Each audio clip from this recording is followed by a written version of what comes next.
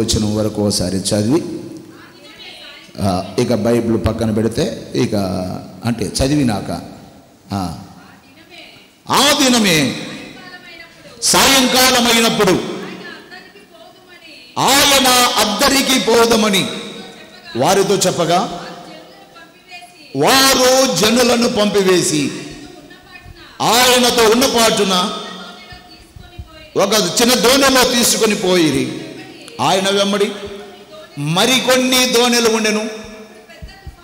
అప్పుడు పెద్ద తుఫాను రేగి, బాగా అండర్లైన్, పెద్ద తుఫాను రేగి ఆయన ఉన్న దోణి మీద అలలు కొట్టినందున, అండర్లైన్, అలలు కొట్టినందున దోణి నిండిపోయెను. ఆయన దోణి అమరమున తలగడ మీద నిద్రించుచుండెను. వారు ఆయనను లేపి, బోధకుడా, మేము నశించిపోవచ్చున్నాము, నీకు చింత లేదా అని ఆయనతో అనిరి. అందుకు ఆయన లేచి గాలిని గద్దించి, అండర్లైన్, గాలిని గద్దించి గద్దించెను. నిశ్శబ్దమై ఊరకుండమని సముద్రముతో చెప్పగా గాలి అణిగి మిక్కిలి నిమ్మల మాయను. చాలండి. ఇంకా మీ బైబిళ్ళన్నీ అలా పెట్టండి. మీరంతా ఒక్కసారి మీ మనసంతా వాక్యం వైపు, దేవుడు వాక్యాన్పు జల్లును పంపిస్తున్నాడు గనుక ఆ వాక్యపు జల్లులో మీరు తడిసి దాని ద్వారా వచ్చే ఆశీర్వాదాలు మీరు ఇందులో నుండి పొందుకొని వెలుదురుగాక. ఆమేన్. ఒకసారి గట్టిగా స్తోత్రం చెప్పండి. నా ప్రియమైన సహోదరి సహోదరులారా, ఇక్కడ దోణి అనగా పడవ, పడవ అనగా ఓడ. ఈ మూడు కూడా ఒక అర్థానికి వస్తాయి. దోణి, పడవ, ఓడ అన్నీ కూడా అంటే సైజులను బట్టి ఉంటాయి అవి. దోణి అనగా ఒకరు చిన్నగా ఉంటుంది, పడవ అనగా ఇంకొకరు పెద్దగా ఉంటుంది, ఇంకా ఓడ అనగా ఇంకా పెద్దగా ఉంటుంది. సముద్రములో ఎన్ని ఉంటాయి? మన ఏరియాలో ఒక సముద్రము లేదు కాబట్టి మనకు పెద్దగా తక్కువ తెలియడం. ఎందుకంటే సముద్రపు అయినా చాలామంది ఓడలు చూశారు, దోణెలు చూశారు, తిరిగి పెద్ద పెద్ద ఆ పడవలు చూశారు. మొత్తానికి ఈ మూడు కూడా ఒకే అర్థాన్ని ఇస్తున్నాయి. ఈ మూడు కూడా అనగా ఇవి నీళ్ళల్లో వెళ్ళేవి. ఈ ఓడలు నీళ్ళల్లో, సముద్రములో వెళుతూ ఉంటాయి. ఆ యొక్క ఓడకు సాదృశ్యమే మానవ జీవితం. మన జీవితం సముద్రము అనగా లోకం. మన జీవితము కూడా ఈ లోకములో ప్రయాణము చేస్తూ ఉన్నాం. మనము ప్రయాణము చేస్తూ ఉన్నాము. ఈ లోకం అనే సముద్రములో మనము ప్రయాణము చేస్తూ ఉన్నాం. ఓడలు సముద్రములో అద్దరికి చేరడానికి ప్రయాణము సాగిస్తూ ఉంటాయి. మనము కూడా మన జీవితాలను సముద్రం అనబడినటువంటి లోకములో మనము అద్దరికి అనగా దేవుడు ఏర్పాటు చేసి నెమ్మది కలిగిన స్థలము, పరిశుద్ధమైన స్థలము అనబడినటువంటి మనము ఆ రేవుకు మనము చేరాలి. ఆ రేవుకు మనము చేరాలంటే పరిశుద్ధమైన స్థలానికి, ఉన్నతమైన స్థలము, దేవుని రాజ్యం అనబడినటువంటి ఆ పరలోక రాజ్యానికే మనము ప్రయాణము కట్టాం. అంటే ప్రయాణము లోకములో ప్రయాణము చేస్తా ఉన్నాం. కొంతవరకే ఈ లోకములో మనము జీవించేది, కొంతవరకే. ఇది మనందరికీ తెలుసు. మహా అంటే 70, తర్వాత 80, ఇంకా అంతకంటే పెచ్చు ఇంతకు పూర్వం ఉండే వాళ్ళు జీవించారు. కొంతవరకు జీవించారు. ఇప్పుడు ఉండే కొంది మధ్యలోనే ఇక అంతవరకు లేదు. ఎందుకో ఏమో ఆయన కాలం వచ్చేసరికి దావీదు మహారాజు ఆయన కాలంలోనికి వచ్చేసరికి ఆయుసును అనగా తగ్గించి చెప్పుకుంటూ వచ్చేసాడు ఆయన. సరే, ఏది ఏమైనప్పటికీ నా ప్రేమంటి సహోదరులారా, ఇక్కడ మనము మన ప్రయాణాన్ని కట్టాం. సముద్రం అనే లోకములో, అనగా ఇప్పుడు మన లోకములో మనము సాగిపోతూ ఉంది మన ఓడ సాగిపోతూ ఉంది. చాలా అంటే ఈ ఓడ సాగిపోతూ, ఈ పడవ లేక ఈ దోణి అనబడినటువంటి మన జీవితము సాగిపోతూ ఉండాలి. ఎక్కడికి సాగిపోతూ ఉన్నప్పుడు తుఫాను వస్తుంది, అలలు వస్తాయి, పెనుగాలు వస్తాయి. వీటంటను దాటుకొని అద్దరికి చేరాలి. అద్దరికి, సముద్రపు ఒడ్డుకు, నది ఒడ్డుకు అద్దరికి మనము చేరాలి. అనగా మనము ఆశించినటువంటి, మనము కోరుకున్నటువంటి అద్దరి దేవుని యొక్క రాజ్యం, పరలోక రాజ్యం. ఆ రాజ్యానికి మనము చేరాలి. అది చేరాలంటే మధ్యలో అనేకమైనటువంటి అగసాట్లు వస్తూ ఉన్నాయి. కాబట్టి దానివల్ల అద్దరికి చేరలేక చాలా ఓడలు ఏమైపోతున్నాయంటే మధ్యలోనే బద్దలవుతున్నాయి. అద్దరికి చేరాలి, చేరకుండా మధ్యలోనే బద్దలవుతున్నాయి. బద్దలై మునిగిపోతున్నాయి సముద్రములో. అంటే ఈనాడు కూడా చాలా మంది జీవితాలు దేవుడు పెట్టిన ఆయుస్సుకు చేరుకోలేక, ఆశించినటువంటి ఆ యొక్క రాజ్యాన్ని దాకా చేరలేక, దేవుడు పెట్టిన ఆయుస్సు కంటే మధ్యలోనే ఏమైపోతున్నారంటే మునిగిపోతున్నారు. వారి జీవితాలు బద్దలైపోతున్నాయి. కారణం ఏమిటి? ఈరోజు కొన్ని విషయాలు జాగ్రత్తగా విందాం.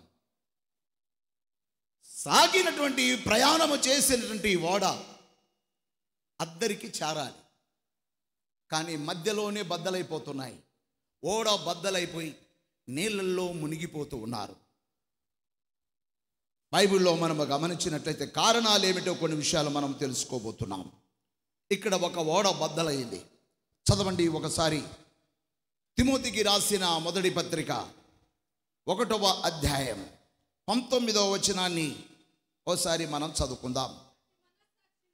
అట్టి మనస్సాక్షిని కొందరు త్రోసివేసి విశ్వాస విషయమై ఓడ బద్దలైపోయిన వారి వలె చెడి ఉన్నారు.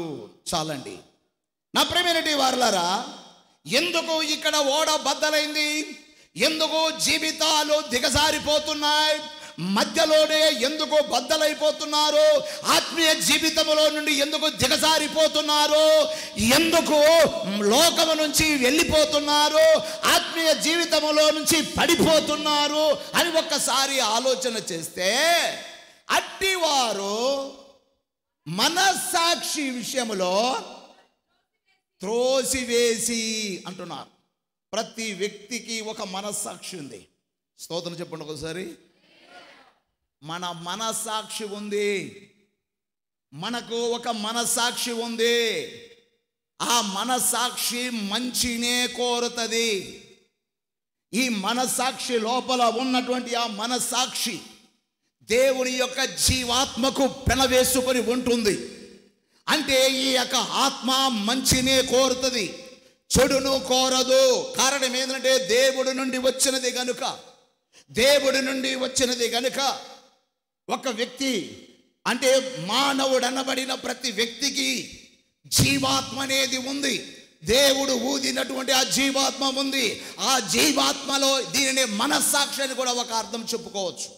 కాబట్టి ఏం చెప్తుందంటే మంచే కోరుతుంది, చెడు కోరదు.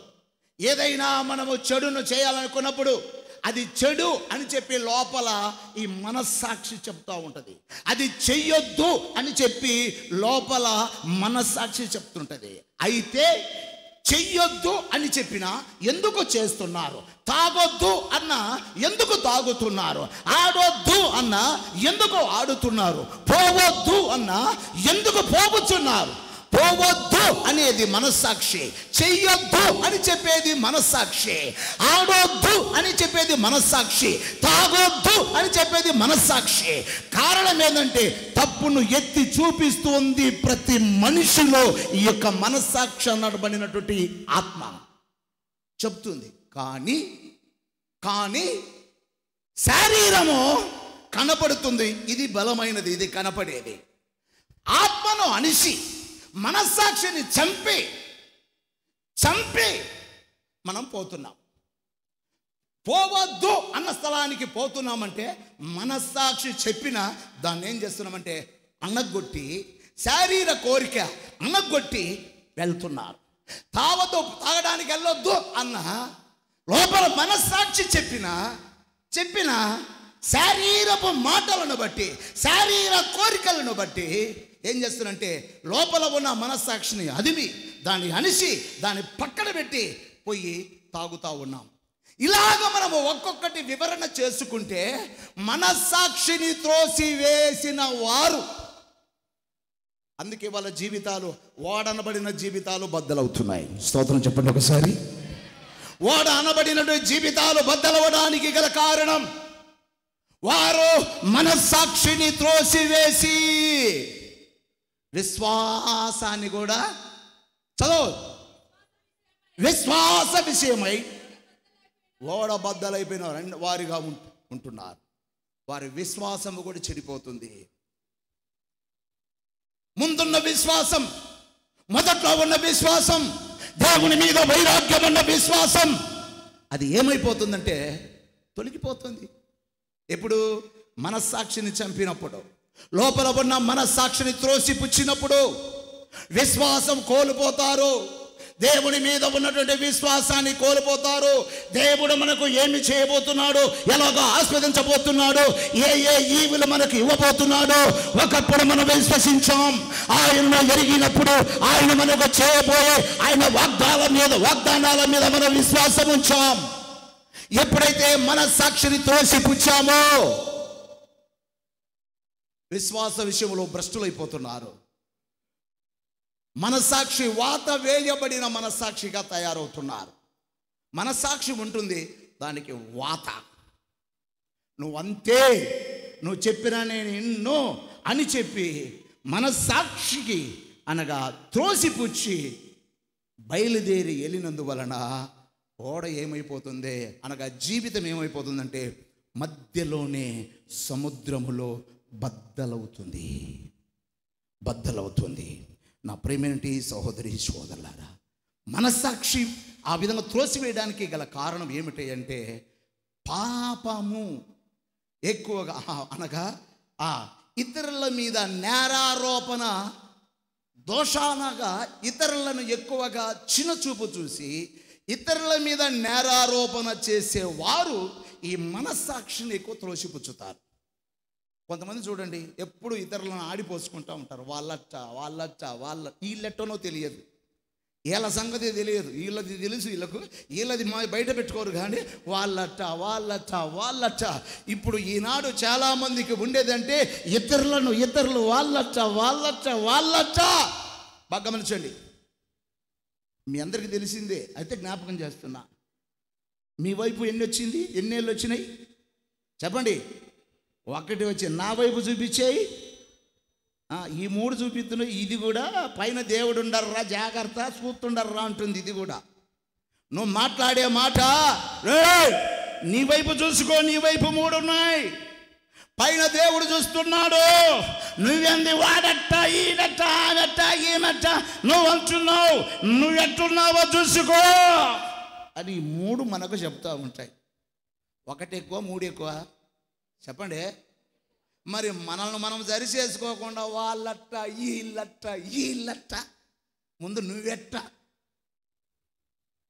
మనల్ని మనము జాగ్రత్తగా సరి చేసుకోండే వారముగా ఉండాలి. స్తోత్రం చెప్దాం ఒకసారి.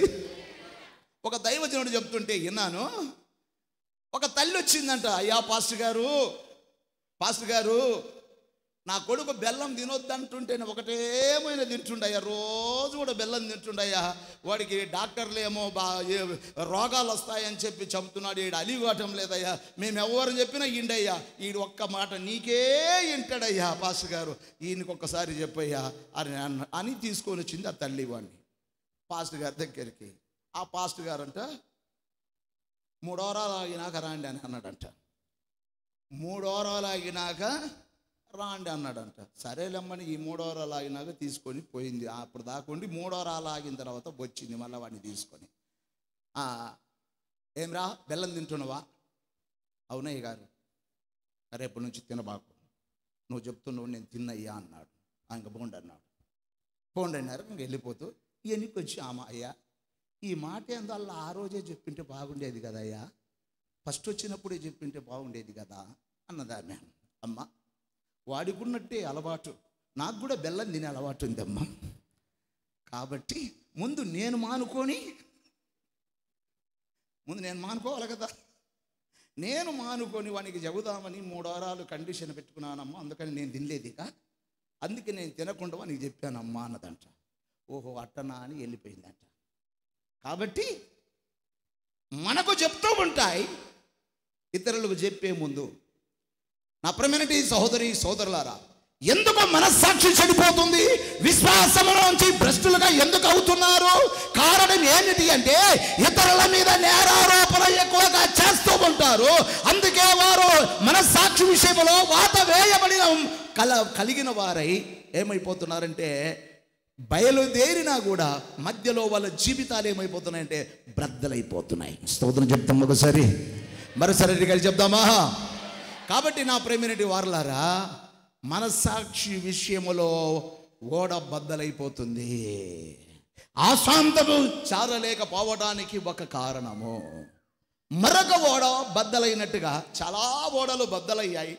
అయితే ఈరోజు సమయం లేదు కనుక కొన్ని విషయాలు నేను మీతో మాట్లాడతాను. మరొక ఓడ ఇక్కడ బద్దలైన ఓడగా కనబడుతుంది. దినవృత్తాంతముల గ్రంథము 2వ గ్రంథము 20వ అధ్యాయము 37వ వాక్యాన్ని ఒకసారి ఆ కింది వచనాలకు చేయండి. కింది వచనానికి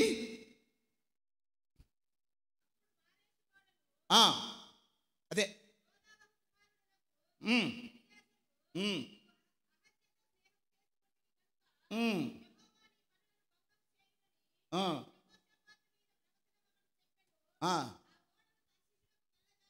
ఆ ఓడలు తర్షీసునకు వెళ్ళజాలకుండా బద్దలైపోయాను. స్తోత్రం చెప్పండి ఒకసారి.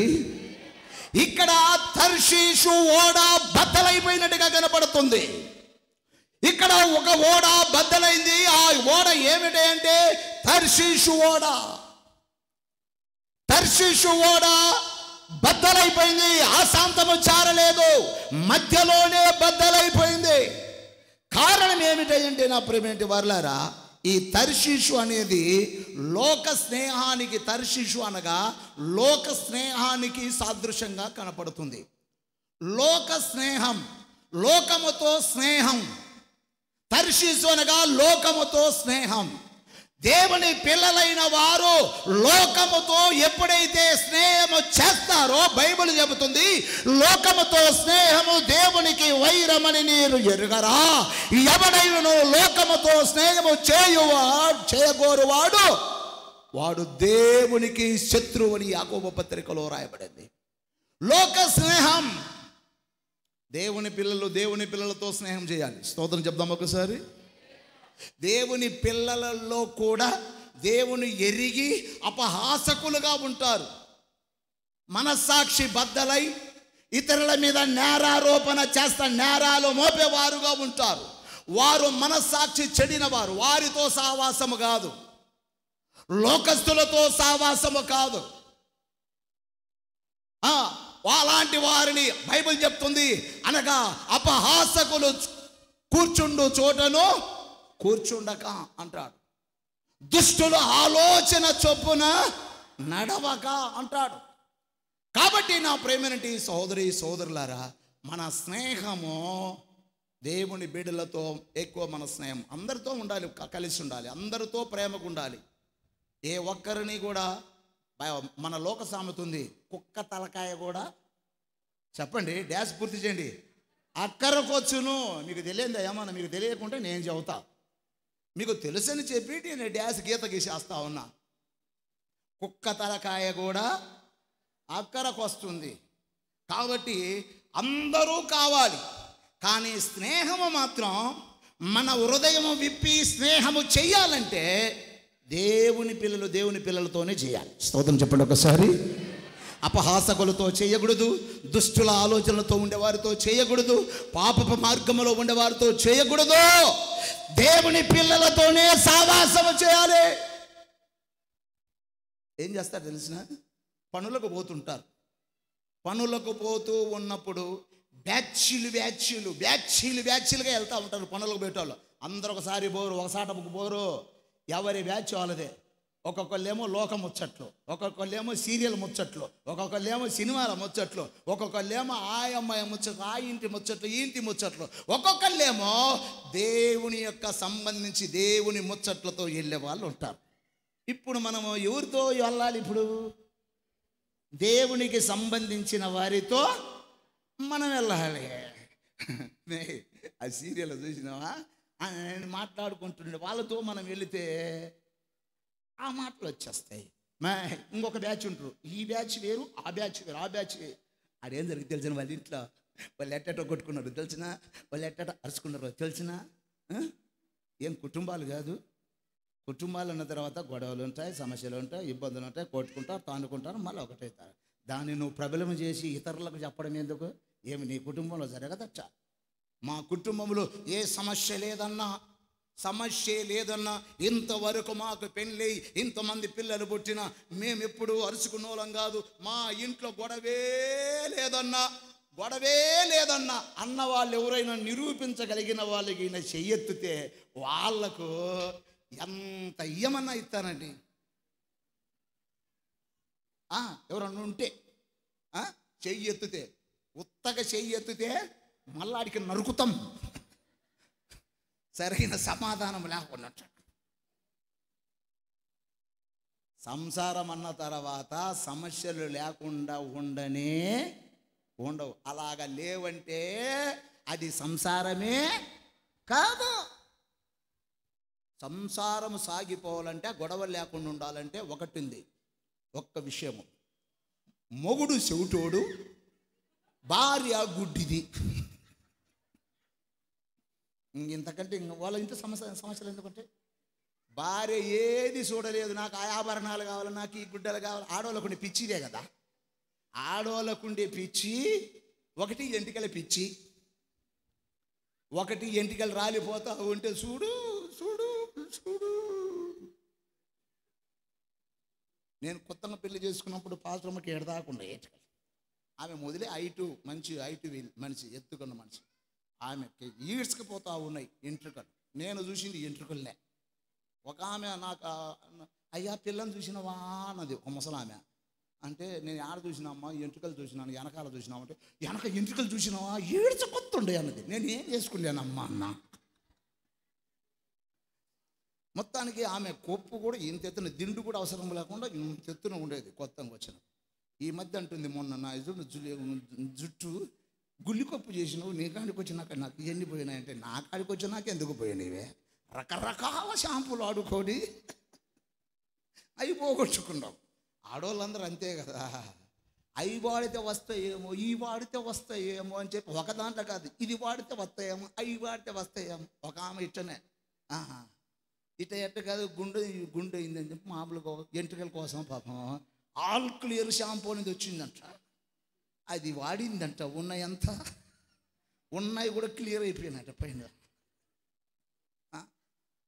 ఇట్టవాడి పోగొచ్చుకుంటే ఎవరికేమి సంబంధం?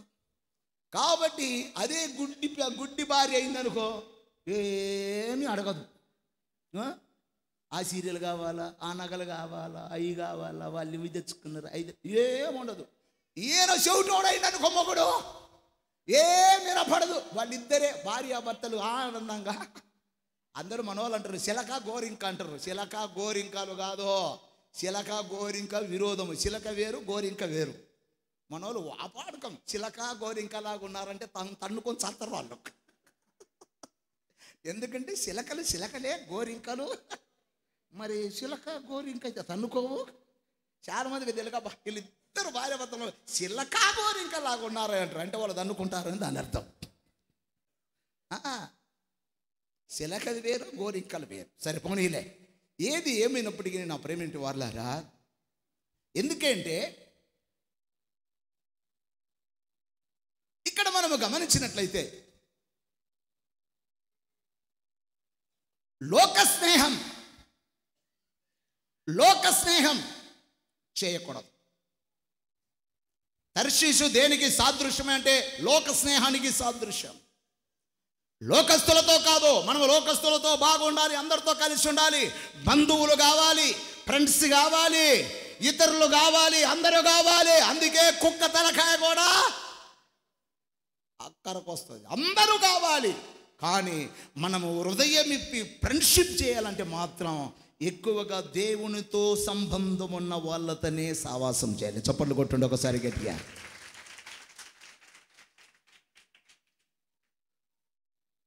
నా ప్రేమనటి వాళ్ళారా, ఈ తర్షీషు లోక స్నేహానికి గుర్తు. అంటే లోకంలో ఉన్నన్ని వాళ్ళకి కావాలి, లోక కార్యాలన్నీ వాళ్ళు మోసుకుంటుంటారు, లోక విషయాలన్నీ వాళ్ళు చేసుకుంటూ ఉంటుంటారు. లోక స్నేహము తర్షీషు. అంటే ఈ తర్షీషు కూడా మధ్యలో బద్దలవడానికి గల కారణం ఏమిటంటే లోకంలో రకరకాల వివిధమైనటువంటి సామాన్లన్నీ ఇది మోసుకొని పోతా ఉంటుంది. వివిధమైన సామాన్లన్నీ మోసుకొని పోతాయి తర్షీషు ఓడలు. అందుకని తర్షీషు ఓడలు ఆశాంతమోహం అక్కడికి అద్దరికి చారలేవు, మధ్యలోనే పోతూ ఉంటాయి. మేము వెళ్తూ ఉంటాం కదా, అది టాటా ఏసీ. దాని బరువు ఎంత వేసుకోవాలా? మోయినంగా వేసుకోవాలా. మిరపకాయలు పోతుంటాయి కదా గుంటూరుకు, మిరపకాయలు పోతుంటాయి కదా గుంటూరుకు. ఆశపడి దాని తాకెత్తంత ఓ అబ్బాయి వేసుకుంటాడు సుమారుగా ఎత్తుగా. మధ్యలోకి పోయారు, గుంటూరు దాకా పోవే, మధ్యలోకి పోయాళ్ళకి ఇరిసిరగడం, టైర్లు తగలడం, నానా అగసాట్లు పడడం, మధ్యలో వానకు తడవడం, వాళ్ళ పరిస్థితి అట్లా జరుగుతూ ఉంటుంది. ఈ యొక్క తర్షీషు ఓడలు కూడా అంతే. రకరకాల లోకములో ఉన్న నానాక విధాలుగా ఉన్న సామాన్లు అన్నీ వేసుకొని పోతూ ఉంటాయి. అందుకనే అద్దరికి చారలేవు ఈ యొక్క తర్షీషు ఓడలు. నా ప్రేమటి సహోదరి సహోదరులారా, కాబట్టి మన ఓడ ఏదంటే లోక కార్యాలను మోసేదిగా ఉండకూడదు. ఒకసారి గట్టిగా స్తోత్రం చెప్పండి. మన ఓడనబడి మన జీవితంలో రకరకాలుగా మనము మోసే వాళ్ళముగా ఉండకూడదు. మనం మోయగలిగేదంటే అలనాడు యేసయ్యతో పాటు ఆయన శిష్యులు ఆ పడవలో ప్రయాణము చేశారు కనుక ఈ జీవితంలో కూడా మనం యేసయ్య మనలో ఉండాలి. యేసయ్యను ప్రేమించినటువంటి ఆయన దైవ సేవకులు, శిష్యులైన దైవ సేవకులను మనము మోసేవారముగా ఉండాలి. గట్టిగా చప్పట్లు, సత్తు చప్పట్లు కాకుండా ఒకసారి గట్టిగా స్తోత్రం చెప్పండి. గట్టిగా దేవుని చప్పట్లు కొట్టి మైపడుతున్నట్ట గుండె జబ్బు కూడా దూరం అయిపోతుంటండి. ఏ జబ్బు? గుండె జబ్బు. ఎందుకంటే నరాలన్నీ కూడా ఇదైపోతాయి కాబట్టి ఇదైపోతాయి. మనం ఇటు అంటే కదలకుండా, శరీరం కదలకుండా. అందుకే చేతులు ఎత్తడం వల్ల దేవునికి హల్లెలూయా చెప్పింది. ఎందుకు చేతులు ఎత్తి హల్లెలూయా చెప్పిస్తున్నాడు ఆయన అంటే ఆరోగ్యం. చప్పట్లు కొట్టడం ఎందుకు? ఆరోగ్యం. గట్టిగా స్తోత్రం చెప్దామా? కాబట్టి నా ప్రేమనటి సహోదరి సహోదరులారా, ఇక్కడ తర్షీషు ఓడలు ఎందుకు బద్దలైపోతున్నాయంటే నానా విధములైన సామాన్లు మోసుకొని పోయేది అది.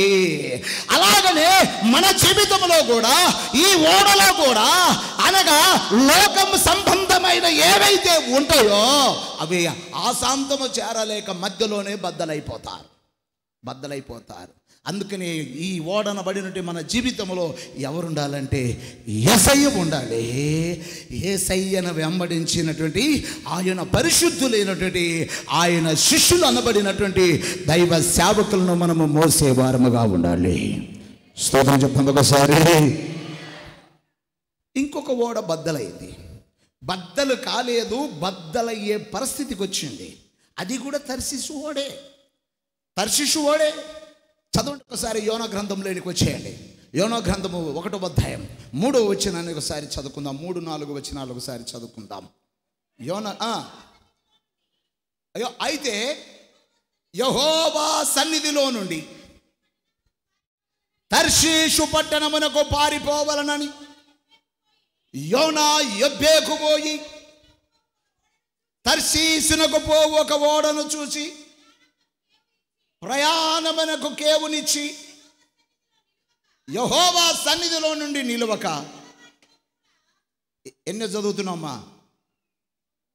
3 ఉండేది. ఒక నీళ్ళు తాగుతా.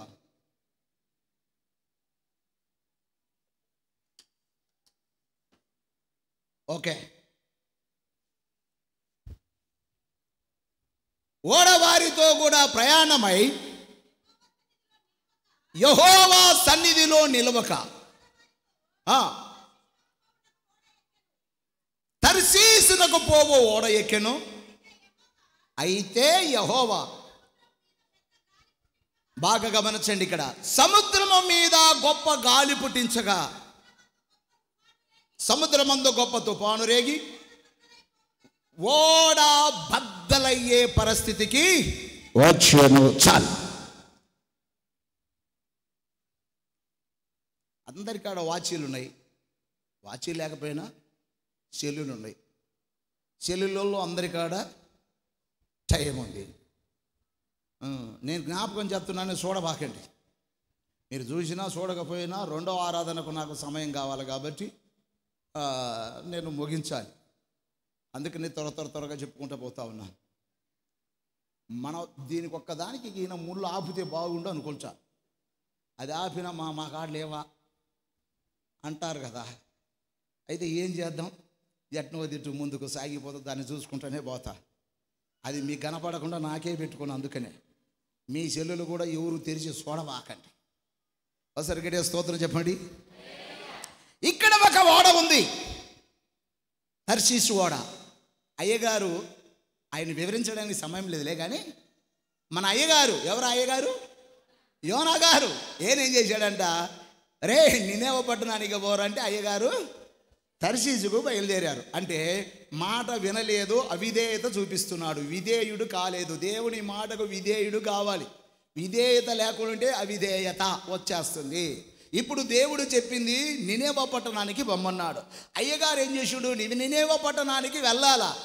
వెళ్ళడానికి మాత్రం రేవు దగ్గరికి వచ్చాడు కానీ, ఓడ రేవు దగ్గరికి వచ్చాడు కానీ, అటేమో నినేవ పట్టణానికి ఓడ, ఇటేమో తర్షీషు పట్టణానికి ఓడ.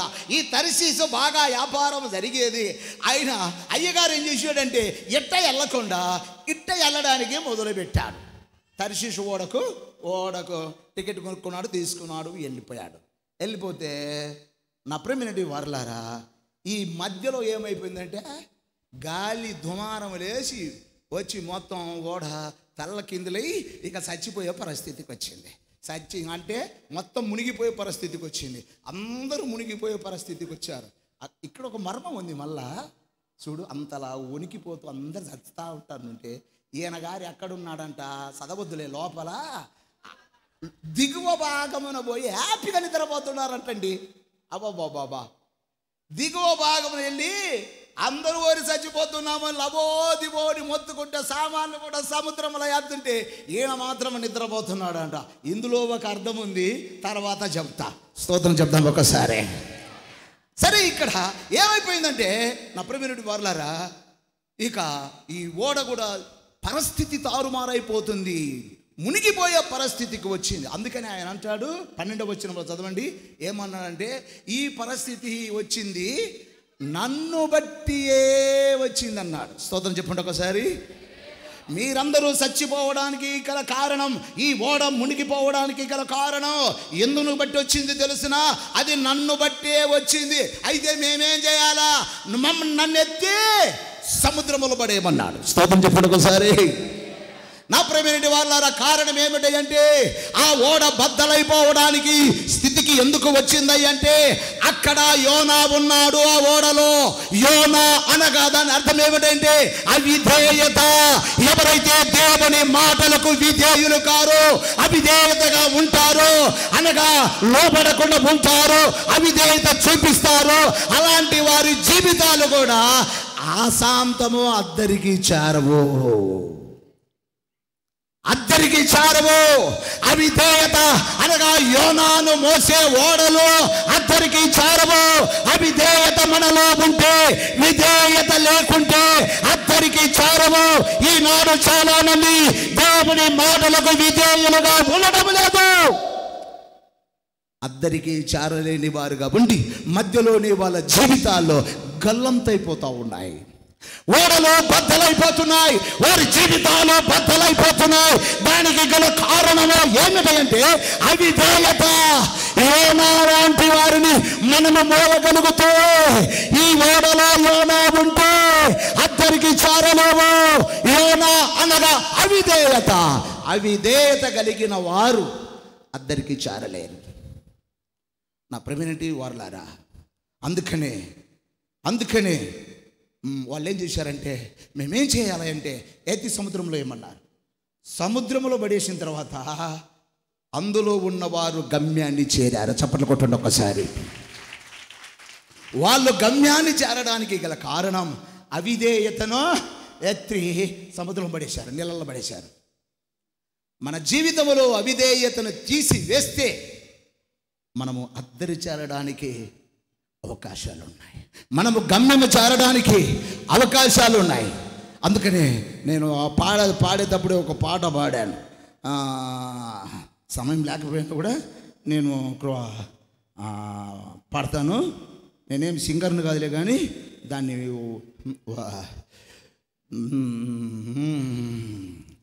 వరదలెన్ని వచ్చినా వనకను, అలలెన్ని వచ్చినా అదరను.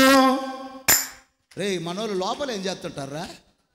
మీరు వాక్యం వింటా ఉండాలి. ఎప్పుడు అవి పట్టుకొని చేత పట్టుకొని కర్రలు చేత పట్టుకొని ఉండాలి. ఎవరిని కొడదామని కాదు, దాన్ని ఎప్పుడు కొడదామా అని అట్టుండాలమ్మా. దేవుని పిల్లలంటే అట్టుండాలా. ఎప్పుడెప్పుడు అని ఎప్పుడు ప్రేరేపణ వస్తే అప్పుడు లేకుంటే వాక్యం వింటా ఉండండి. అది మీ యొక్క ఆలోచన. ఒకసారి గట్టి స్తోత్రం చెప్పమ్మా. లోపైన దారిలో పోవచున్నది, సుడిగుండాలు లోపైన దారిలో పోవచున్నది, సుడిగుండాలు తిరుగుచున్నది, చూడైన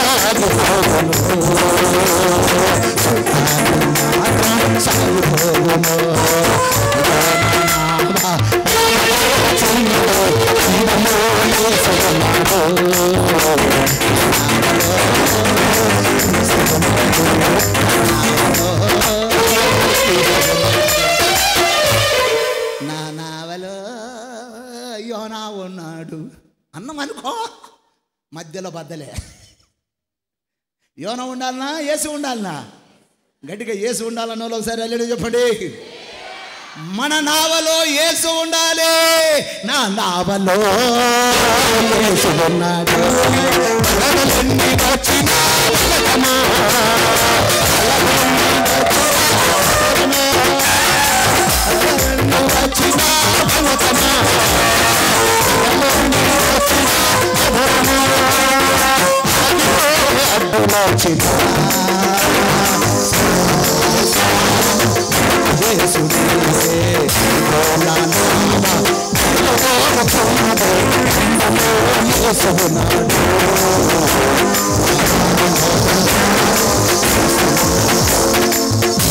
హల్లెలూయా. నా ప్రియమైనటి సోదరి సోదరులారా, ఎత్తి సముద్రములో ఎప్పుడైతే యోనాను పడేసిండ్రో ఓడ నిమ్మలమైపోయింది. చేరవలసిన గమ్యానికి వాళ్ళు చేరుకున్నారు. అనగా యోనా అనగా అవిధేయుడు, విధేయత లేనివాడు, ఎవరైతే దేవుని మాటలకు విధేయత కలిగి ఉంటారో వారు కోరిన రేవుకు వారు నడిపించబడతారు. కొట్టు చప్పట్లు ఇప్పుడు ఒకసారి.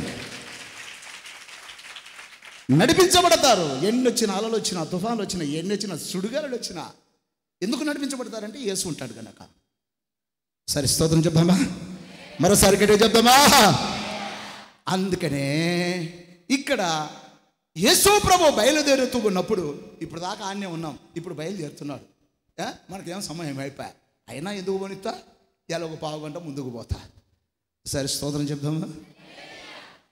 ఇక ముందుకు సాగిపోతూ ఉంటున్నప్పుడు ఆయనకు తుఫాను ఎదురైంది, అలలు వచ్చి కొడుతున్నాయి, గాలి వచ్చి కొడుతున్నాయి. 3 విధాలుగా సమస్యలు ఎదురైనాయి ఈయన ఓడకు. నా ప్రియమైనటువంటి సహోదరి సోదరులారా, మనము కూడా బయలుదేరి వెళుతూ ఉన్నప్పుడు, ఈ లోకమనే సముద్రంలో జీవితమనే ఈ నావ బయలుదేరి వెళుతున్నప్పుడు తుఫానులు వస్తాయి, అలలు వస్తాయి, గాలి వచ్చి కొడుతుంది. అయినా మనము భయపడకుండా సాగాలి. ఎందుకు సాగాలో చెప్తాను. ఇక్కడ రాయబడిన మాట ఏమిటంటే, 1 తుఫాను, 2 అలలు, 3 గాలి. అందుకని ఈయనకు మీకు అండర్లైన్ ఏం మీరు ఏమన్నా పెన్నులు తీసుకొని ఏమన్నా రాత్తునరా అంటే అటన్నా జ్ఞాపకం పెట్టుకుంటారా అన్నాడు. ఎందుకనంటే 1 చెప్పండి, 1 మొదటిది తుఫాన్. ఏమొచ్చింది? ఎదురైంది తుఫాన్. 2వది అలలు వచ్చాయి ఆయన పడవకు. 3వది గాలి.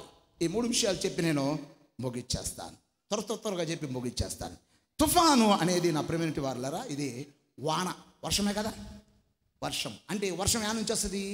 ఆకాశం నుండి వస్తుంది.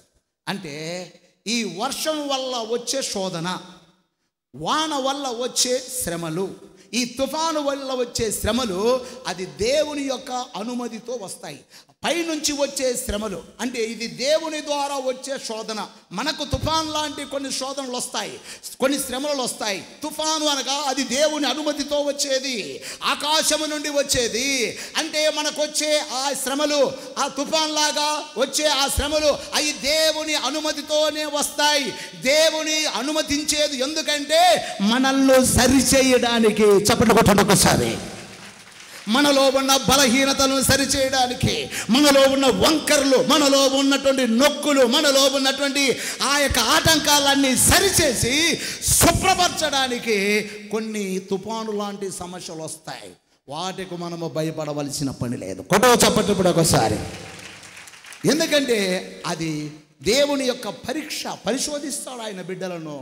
తుఫాన్ లాంటివి పెట్టి పరీక్షిస్తాడు. అబ్రహామును పరీక్షించాడు.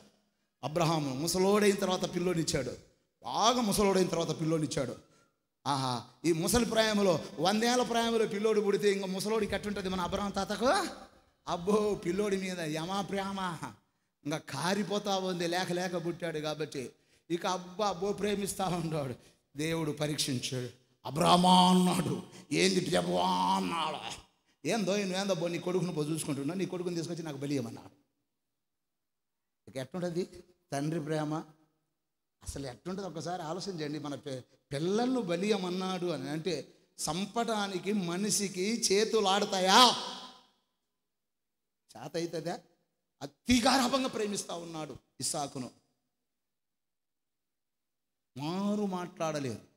ఆయన విశ్వాసం ఏందో తెలిసిన, అందుకనే విశ్వాసం భ్రష్టత్వం ఉండకూడదు. ఆయన విశ్వాసం ఏందో తెలిసిన దేవుడు ఏమన్నాడు?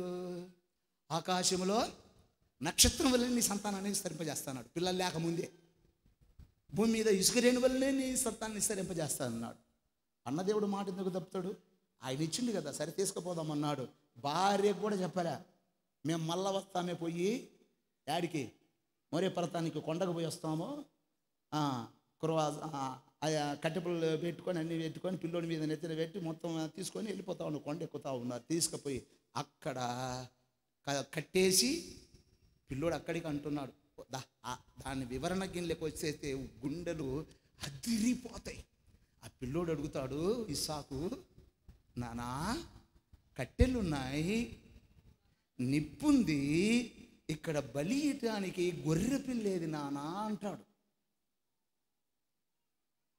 బాబా దేవుడే చూసుకుంటాడయ్యా అన్నాడు. ఇక అన్నాడు. అన్నీ పెట్టిన తర్వాత ఇంకా కట్టేయడం మొదలుపెట్టాడు. ఏంది నాన్న నన్ను కట్టేస్తున్నావు అంటే, నిన్ను ఏమన్నాడయ్యా అన్నాడు. నిన్ను బలియమన్నాడయ్యా. అప్పుడు ఆ పిల్లోడు ఏమనుకోవాలా? కట్టె పుల్లలు ఎత్తుకొని పోయినోడని అంటే సుమారు అయినోడేనా కాదా? అరమోగోడు అనుకోవాలా? అంటే నువ్వు మిసాలు అప్పుడప్పుడే వస్తుంటాయి అరమోగోడికి. పుల్లు మొగోడేం కాదు, యవన మొగోడేం కాదు, అప్పుడప్పుడే నువ్వు మిసాలు వస్తుంటాయి అన్నమాట. ఈ ముసలోడికి ఏం పండ ఎగిరి తన్ని ఉరకాల, అవునా కదా? చెప్పండి. ఈ ముసలోడికి మతిపోయింది, మందం ఎక్కువైపోయింది, ఏదట చేయాలనో తెలియదు. ఏమన్నా ఒక్కరన్న బుద్ధి ఉందని తన్నాల, తండ్రిని తండ్రి ఉరకాల. ఉర్రకల నానా దేవుడు నన్ను బలియమన్నాడా? అలాగనే అన్నాడు, లోబడ్డాడు. కొట్టండి చప్పట్లు ఇప్పుడు ఒకసారి. కట్టేశాడు, బలిపీఠం మీద పెట్టాడు, కత్తిది ఎత్తాడు. పైనుండి స్వరం వస్తుంది, అబ్రహామా, ఇందును బట్టి నాకు నీవు భయపడువానని ఇంకా నేను తెలుసుకున్నాను. వాడిని వదిలేసి, అదిగో ఆ పొదలో ఒక గొర్రెపిల్ల ఉంది, తీసుకొచ్చు ఆ గొర్రెపిల్లను బలి చేయమన్నాడు. స్తోత్రం చెప్తాం ఒకసారి. తుఫాను లాంటి సమస్య వచ్చింది అబ్రహాముకు. అంటే దేవుని అనుమతితో వచ్చింది. ఈనాడు మనకు కూడా కొన్ని సమస్యలు వస్తాయి, తుఫాను లాంటి సమస్యలు వస్తాయి. అవి దేవుని అనుమతితో వస్తాయి. వాటికి మనం భయపడవలసిన పని లేదు, ఎందుకంటే మనల్ని సరిచేయడానికే వస్తుందని మనము తలంచాలి. హల్లెలూయా. రెండవది, ఒక్కొక్కటి తీసుకుంటేనే ఒక్కొక్క రోజు సరిపోద్ది, కానీ టైం లేదు కదా. రెండవది ఏమొచ్చింది? అలా. ఏమొచ్చింది? అలా.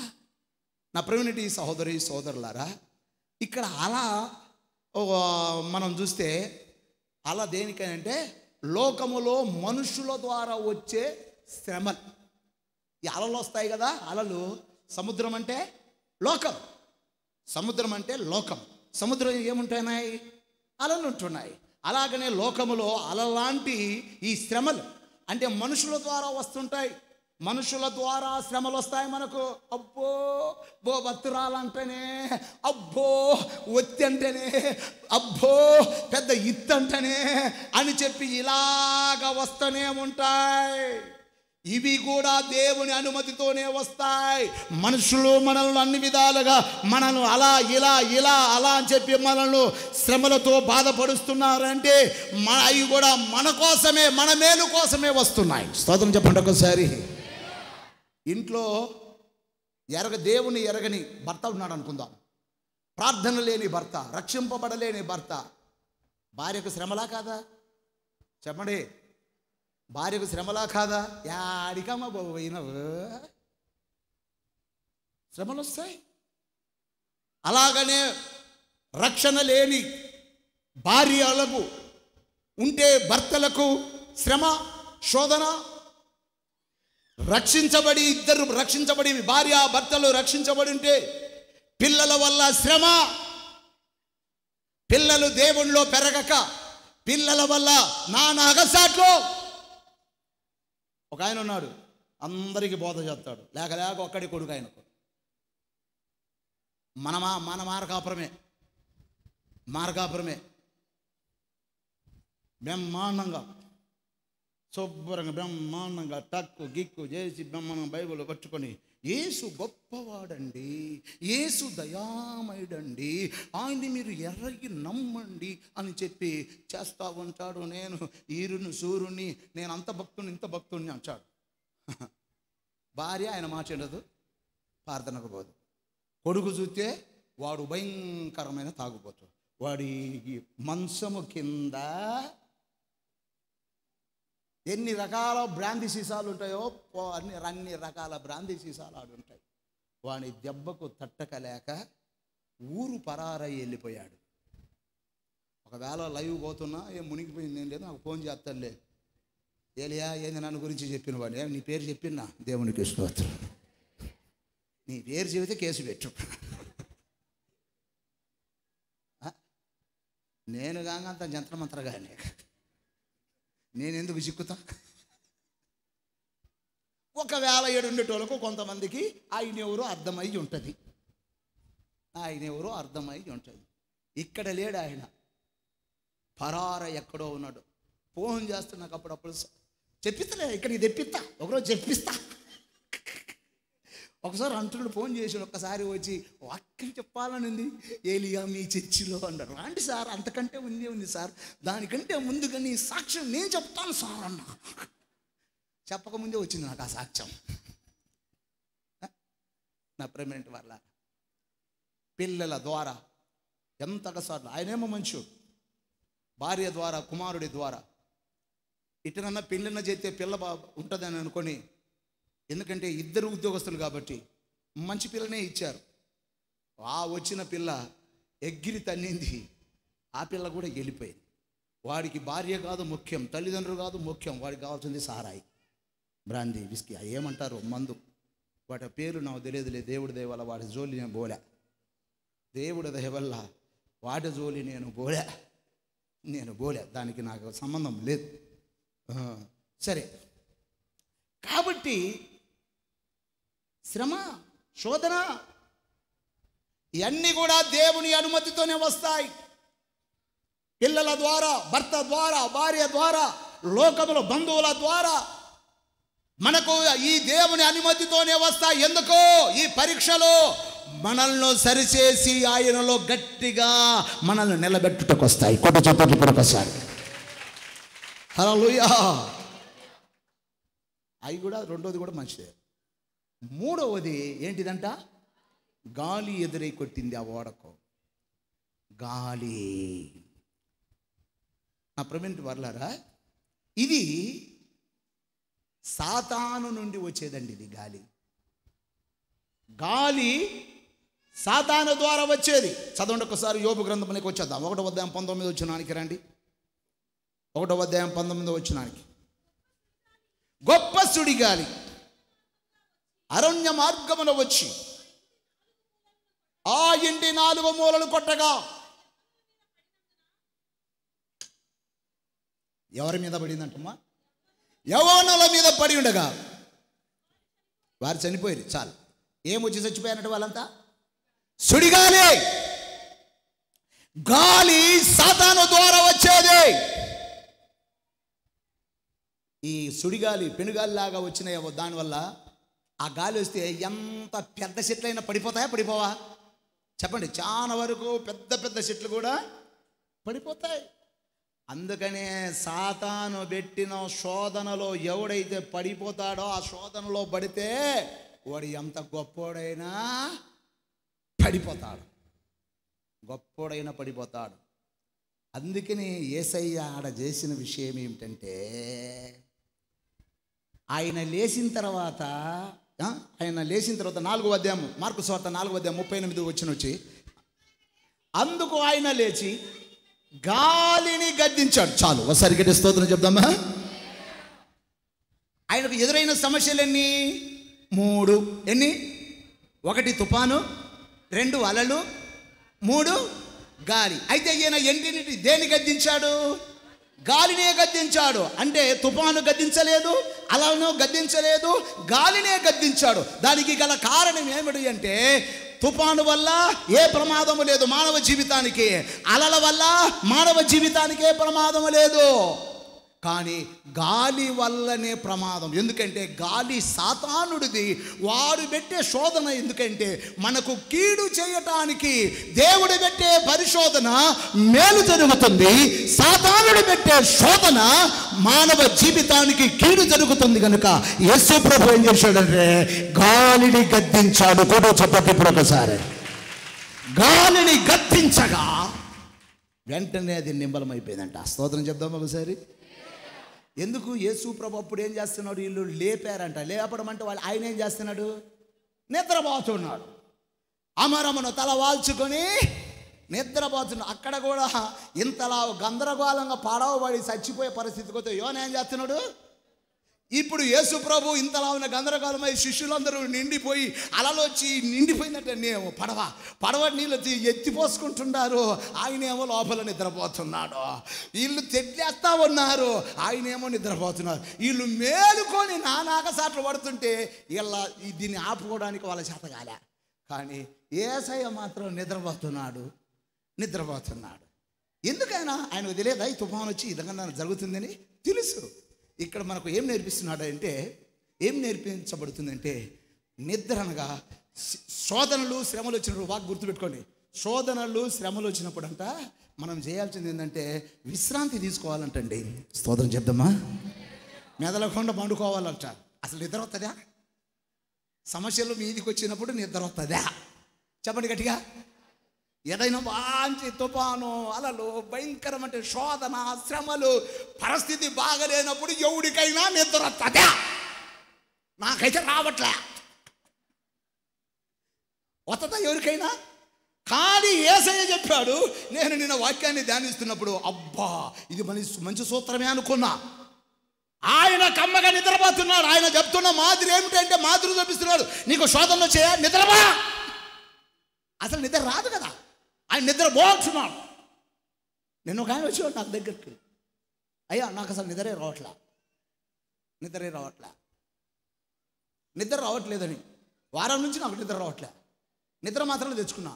ఒకరోజు వేసుకుంటే 12 గంటలకు వచ్చేది నిద్ర, పండుకున్నా.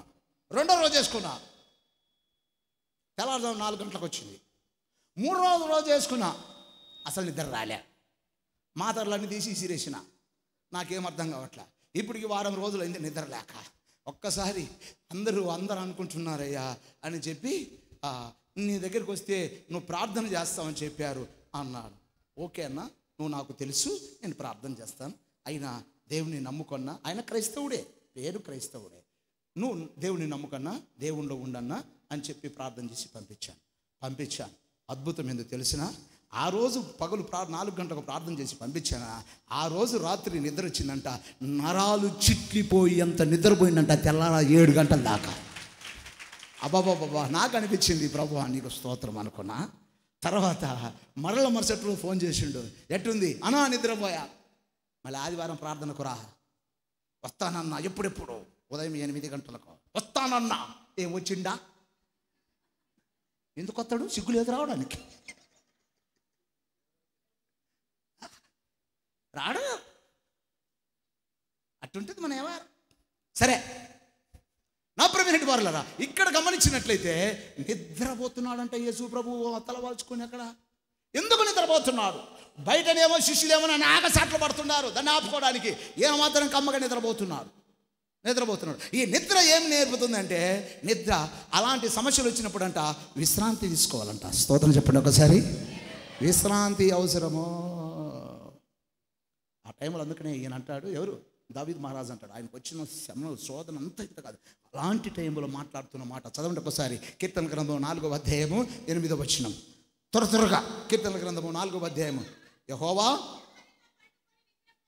నేను నెమ్మదితో పండుకొని నిద్ర పోవదును అంటున్నాడు. ఒకసారి గట్టి స్తోత్రం చెప్పండి.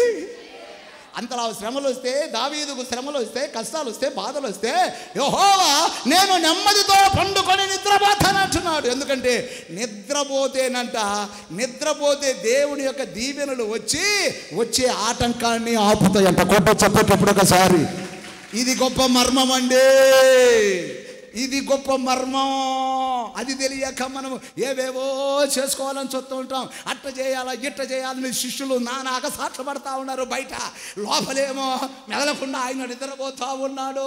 అందుకనే బైబిల్ చెబుతుంది, నువ్వు చింతపడి ఈ సమస్యలను బట్టి శోధనలను బట్టి నువ్వు చింతపడి మోరెడు ఎక్కువ చేసుకోలే, మోరెడు తక్కువ చేసుకోలేవు, చేత కాదు. అందుకే నువ్వు మెదలకుండా నిద్రపోమంటున్నాడు. హల్లెలూయా. ఈ మాట బహు విచిత్రంగా ఉంటుంది. నిద్రతో అసలు ముందు, కానీ దావీదు అంటున్నాడు నేను నిద్రపోతున్నానయ్యా అన్నాడు. అలాంటి టైంలోనే ఇంకొక ఆయన ఉన్నాడు, యాకోబు. వాళ్ళ అన్న తరుముకుంటా ఉన్నాడు, పొడుతాను ఒక మొద్దుకత్తి తీసుకొని. ఏశావు యాకోబు మోసం చేసిన తరుముకుంటా ఉంటుంటే ఉరికిండు పరిగెత్తిండు. చీకటి పడింది, ఒక అరణ్యం లేకపోయిండు, పరిగెత్తిండు. అమ్మయ్యా ఈ చీకట్లో ఎప్పుడు వచ్చి మన్నదంతాడో, మన్న మనసులో వచ్చి ఎప్పుడు నన్ను చంపేస్తారో అని చెప్పి ఏం చేయాలనుకొని, సరే ఏం కాదని చెప్పి ఒక రాయి తీసుకొని తలగడ పెట్టుకొని మెదలకుండా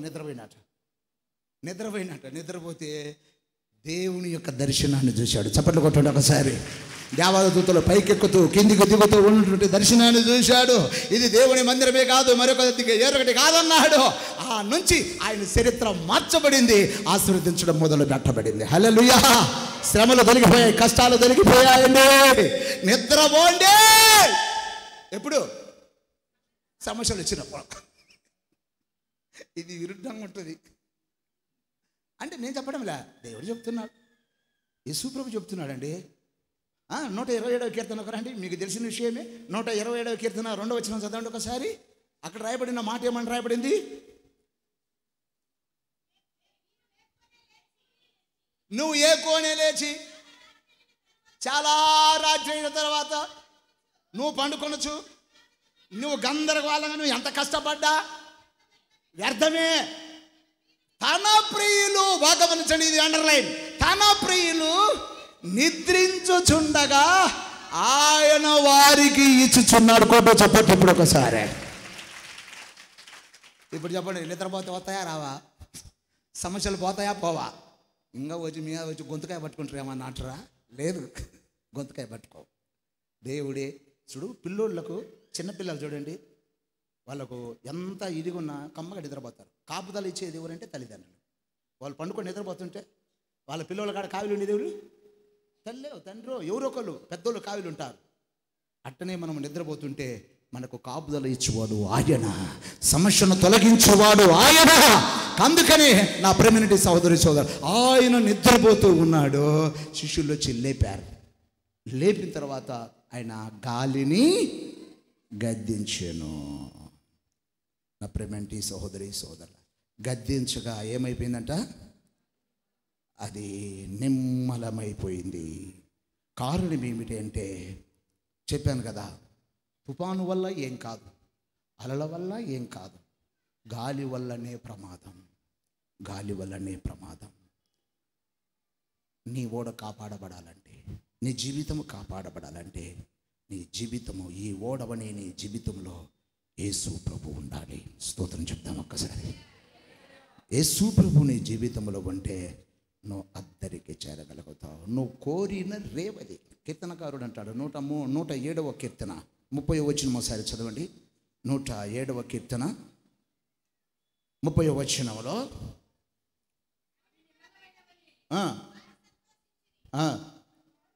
వారు కోరిన రేవుకు ఆయన వారిని నడిపించిన. చప్పట్లు కట్టండి ఒకసారి.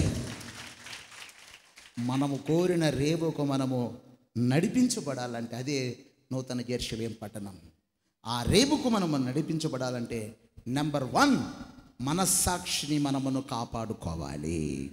నెంబర్ 2, లోక కార్యాలు. మనస్సాక్షి అనగా తిమోతి పత్రికలో రాయబడినట్టుగా ఓడ బద్దలైపోవడానికి గల కారణం మనస్సాక్షి పాడైపోయినందువలన. నెంబర్ 2, తర్షీషు ఓడ బద్దలైపోయింది. కారణం ఏమిటి అంటే లోక కార్యాలు, లోకములో లోకంతో స్నేహము చేసినందువలన. నెంబర్ 3, యోనా ఎక్కినటువంటి ఓడ బద్దలైపోతుంది. కారణం ఏమిటి అంటే అవిధేయత చూపినందువలన. బద్దలవ్వకుండా ఉండాలంటే మన జీవితం క్షేమంగా మనం కోరిన రేవుకు నడిపించబడాలంటే, ఓడ అనబడినట్టే మన జీవితం. మనం ఏం చేయాలంటే ఈటెను మనం కాపాడుకుందాం. మన ఓడలోనికి యేసేను ఆహ్వానిద్దాం. ఆయన మనలో ఉంటే నడిపించువాడు ఆయన, అద్దరికి మనల్ని చేరుస్తాడు. దేవుడు ఈ మాటలో మన ఇడికిలో ఆశీర్వాదకరంగా మార్చునుగాక. తల వంచండి, కన్ను మూయండి, ప్రార్థన చేసుకుందాం.